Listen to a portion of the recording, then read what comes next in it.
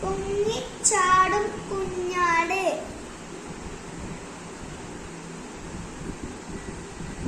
കൊമ്പ് മുളച്ചിരുന്നാലും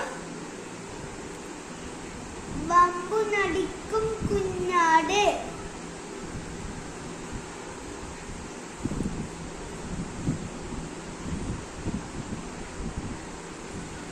കുട്ടിക്കളികൾ കാട്ടിയിടും മൊട്ടത്തലയൻ കുഞ്ഞാട്